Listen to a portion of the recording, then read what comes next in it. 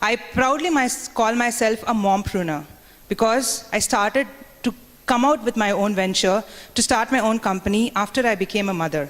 So like every other mother out there, I worked in a corporate company. I learned a lot about professionalism. I learned how to communicate. Then I had to take a break again, like every mother out there, a 3-year, 4-year break. And I didn't know how to go back to work. And when I decided that I wanted to go back to work, there were a lot of problems that I faced, just like what the video talks about.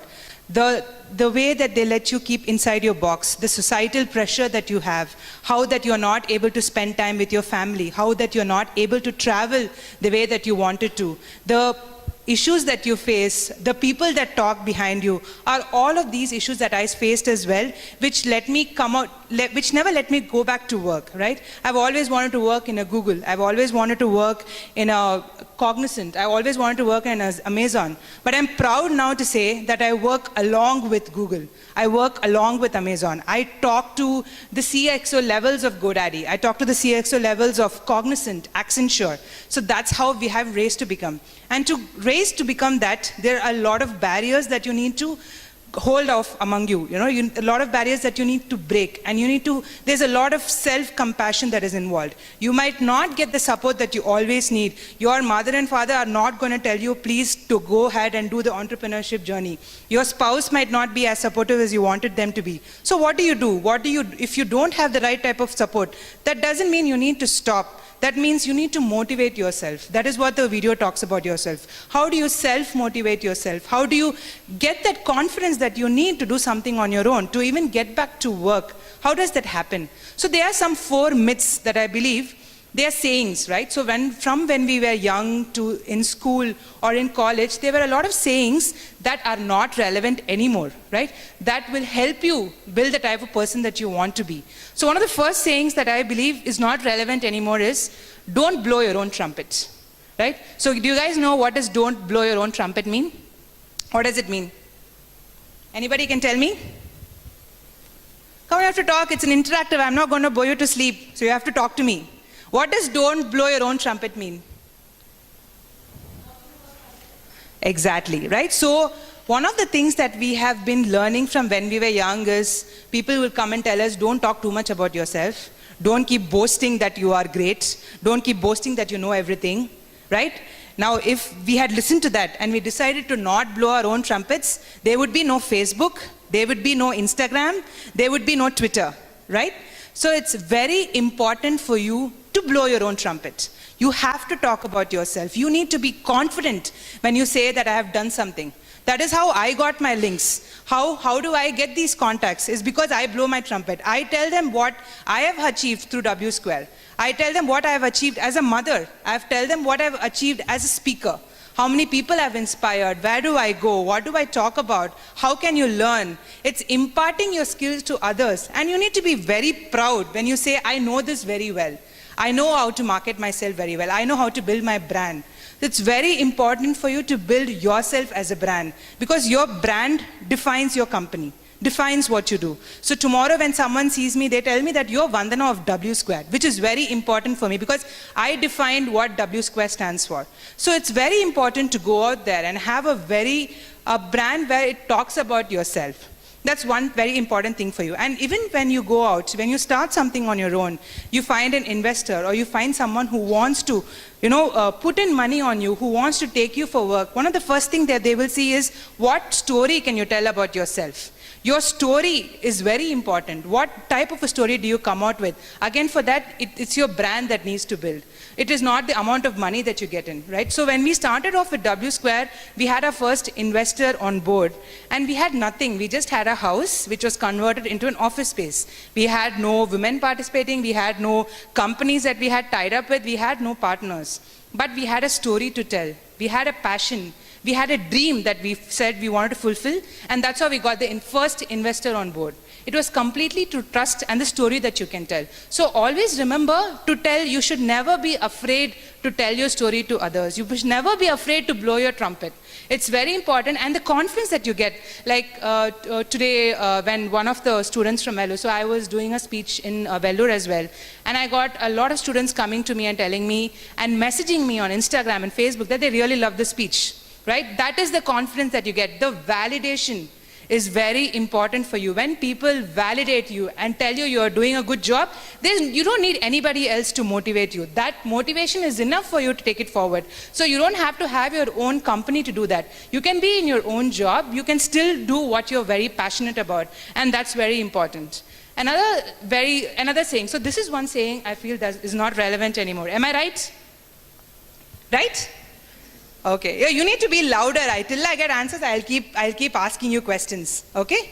So another thing is, a saying that I don't believe is true is, better late than never, right? You always say it's better late than never. No, it's not better late, right? We live in a world where there's competition everywhere. If you're going to start a startup, when you are thinking of an idea for a startup, there will be another person implementing it. That's how competitive the entrepreneurship world is. So when you are thinking of an idea, go with what Mr. Richard Branson said. Say yes first. Say yes first and figure out the rest later, right? That's fine. Yeah, okay. So say yes first and figure out the rest later, because whatever you are thinking, there is always someone else who wants to do it. You need to have enough amount of networking opportunities. Go out there, talk to as many as people as possible, form communities of women, find communities, find mentors, and start working on your project, or start working on what you want to do immediately. That's extremely important. It is not anymore is it, age cannot be a barrier, right? It can start at any age, but when you think about it, you have to do it, because you cannot procrastinate. The fear of failure can never come into you, because when you start something, one of the first things that you're going to think of is it going to succeed? Will it fail? What if I put in my money, I don't get anything back? What will I answer my parents? What will I answer my people who are looking at me or looking at what I'm going to do? That fear of failure never needs to be there, because you fail, you learn. You don't fail, you learn from every failure that you get. So that fear of failure must never stop you from procrastinating anything. So never think that you need to do something later. Don't put it out for the next day. Start doing it immediately. Age doesn't matter. You can be 40, you can be 45, you can be 15, you can be 18. But if you think of an idea, make sure that you start implementing it. Because remember, there is always somebody who is looking at how to implement that further as well. Because we live in a world where there are copycats, where they want to do a lot of similar things to us, who can't think on their own, or who want to do something in the same lines and call it inspiration, right? So the more you get out here and you start working on it, the easier it will be for you to stay on top, right? So next thing I want to talk about is slow and steady wins the race, right? So it's very similar to what I was speaking about before. So here you don't have a rabbit and a tortoise is going on a race. The tortoise goes slow and steady, the rabbit takes rest, and then the tortoise wins is not the story anymore. While the tortoise is slowly going, the rabbit wins the race, goes, gets the award, comes back, crosses the line again, gets the second award, then hires 4-5 more rabbits to keep crossing the line. That's the kind of competitive world that we live in. Yes, you need to be steady, but you need to think fast. You need to think and see how you can implement your ideas to make it better. Right? So that is something very important. And how do you find that? You find the right type of mentors. Go find people who you're able to relate to, who you can help you. It can be your lecturers, it can be your college teachers. Go and tell out what you feel, somebody that you trust. The minute you go and tell them what you want to do, they will definitely be ready to find the right type of mentors for you. Go to as many networking events as possible. One of the main things that we see now is there are networking events that are happening everywhere. Like this is a networking event for you. You can talk to so many of your other students out here. You can interact with them, and there will be something that you find common between themselves, right? So at WSquare, we conduct a lot of networking events among women entrepreneurs, and we have seen so many success stories where there might be a woman who has a product and she would have tied up with a marketing agency to market it for them. There will be a woman who has a sari shop and who would have tied up with a jewelry shop to sell combinations across to them. There will be a tech startup which is doing something related to groceries and farming, and they will have companies who are into products who want to display that in those tech startups. So there are so many collaborations that you get when you start talking out. It is very important. I know we have been brought up in a society where we are not allowed to talk out loud, where we may not be allowed to tell what we voice out opinion, but it's not there anymore. If you're looking at getting into a career, if you're looking at getting into work, you have to start voicing opinions. You have to be an extrovert, and it can be done in many ways, right? So for me, you might see me talking here. I love to talk a lot, but I cannot go and network. You put me in a pool of 20 people, I will just talk to one person, right? Whereas my partner, you put her in a pool of 20 people, she'll talk to 30 people, right? So that's the type of person she is. So you might be an introvert. So what do? You don't know how to go and talk. You don't know how to communicate. Use digital to your advantage. Go to LinkedIn, go to Instagram, write about how you feel. Write to people that you want to connect to. Tell them how you feel. Because typically, people who don't want to talk are very good at writing. So how do you write better and connect with them? Find ways to see how you can connect if you feel communicating is not your key strength. Just because you're not able to communicate doesn't mean you cannot reach out. Especially now when you have emails, when you have visiting cards. One of our main targets when we go to networking events is how many visiting cards do we get. Right? We go, we talk to everybody, we get as many visiting cards, and then we figure out later how we can partner with them. They might be not relevant for us now, but they will be relevant for us 4 or 5 months down the line, depending on what we are looking at doing. The same thing works with you. Right now, finding people might not be relevant for you because you want to go into a job. But later, 1 or 2 years down the line, if you want to change, or if you're looking at a mentor, or if you're looking at starting something on your own, that visiting card will really help you a lot. And they will remember you if they feel what you do is backed by passion. So that is very important, that I feel that you need to have within you as well. So another thing, so these are some of the 3 sayings. Another thing that I truly don't believe in is under-deliver, overachieve. Right? So what it means is that you promise something which is under, which is very less, but then you overachieve it. So you exceed the expectations, right? So a lot of people say that you underachieve and then you over-deliver. It works for you because your credibility goes up. But that's not true anymore. When you undervalue yourself, your value comes down, right? They see you as someone who can be negotiated with easily. They see you as someone who can be put down easily. They feel that you don't have the confidence to actually deliver what you expect. First thing you need to do is value yourself. You need to tell them that, hey, I am good at all these things. This is my value and I stand by it. I am not going to come down because you are like this huge MNC company. I am not going to come down because I believe you can give me money, you can give me the contacts to grow. This is my value. And if you believe this value works for me, then I will look at doing more things with you. But if you think I need to undervalue myself, then no, it's not going to work. You need to have that confidence and that strength to say no at times when it is required. Be it when someone wants to invest in you. If it's not enough, you need to say no. Be it support from the family, be it them saying that you cannot travel, you need to say no. Be it when someone says that you need to expand here and not there, or are giving you advice on to do something differently. If you believe it won't happen, you need to say no. So it's very important for you to never undervalue yourself and think that when you overachieve, they're going to be, because what people see now is what story you bring out for yourself, right? So when you say that this is all I can do, they are going to think that you undermine yourself. So why do you want to undermine yourself? It's very important that you value yourself for what you're doing. So I believe that always be sure of what you are and what you want to bring out, what kind of a story that you want to bring out outside, and what kind of challenges that you want to accept. And that is very important in the type of person that you're projecting it out to be, to whoever it is, be it your recruiter, or be it an investor, or be it a customer when you're starting an entrepreneur. All of these values make a really big difference in your life. So these are some of the things that I feel is very important. Another thing is, money does not always determine your success, right? The freedom to make money is what determines your success. You don't have to always think that, oh, I started my company, it's been 2 months, 3 months, I'm not making money. Or I've started my company, I'm working so hard, but I'm working like 12 hours a day, but I'm only getting this much salary coming into me. Money does not define your success. It is important, but the passion in which you do your job, the way you enjoy and have fun working is what will determine your success. Because it will take some time for you to get there, but you are there because you are enjoying what you do.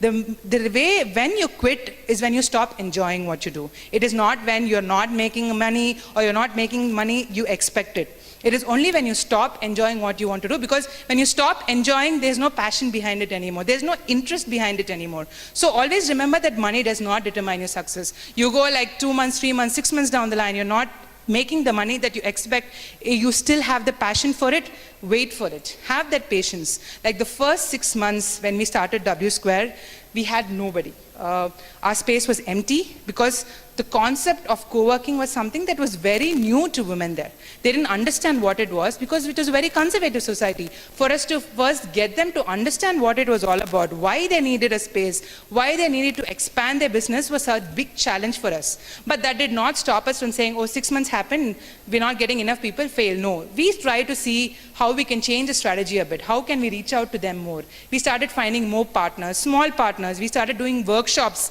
on various topics that are relevant for women. And then we started building our audience. So your goal to achieve will be one, but the path that you might take is different. So what started as a co-working became an incubation. We did a marketplace, but our core was very, very solid. We wanted women to get back to work as entrepreneur or into a career.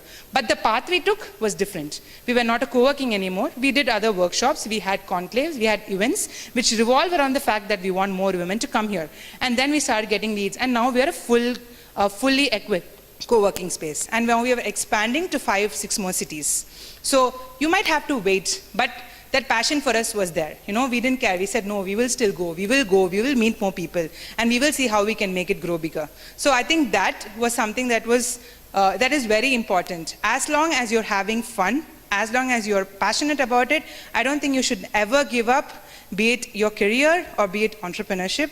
I think it's very important, and I would also like to say, have the passion to rise. You need to have the strength to rise and come out and say that you can do it. Always remember, self-motivation is your best friend, and find an inspiration for you who might be right next to you. Find an inspiration for you. It doesn't have to be a book that you read or a person you saw on TV or someone that you're following. It can be someone right next to you. It can be your friend, it can be your professor, it can be your mother, it can be your brother.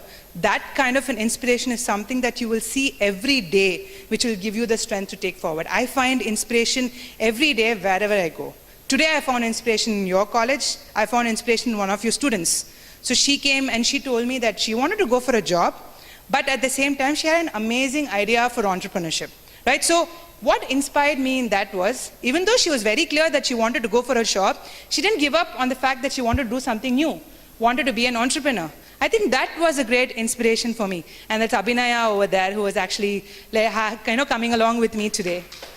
So she was my inspiration today, because she didn't give up on both. Right? She was very clear that this is my path, but that doesn't mean I'm just going to be blindsided by that. I'm still going to find opportunities in an idea that I have, and I want to see how I can develop it.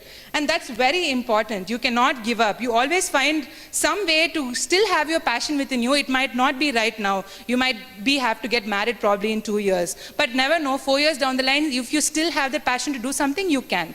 You can come like me after a break of 10 years to become an entrepreneur and start something big. So time is never a barrier for you, but just don't be too late and do not have that fear of failure. And always find that inspiration with you every day, wherever you go. And I'm sure all of you will become successful in whatever you do. Thank you so much.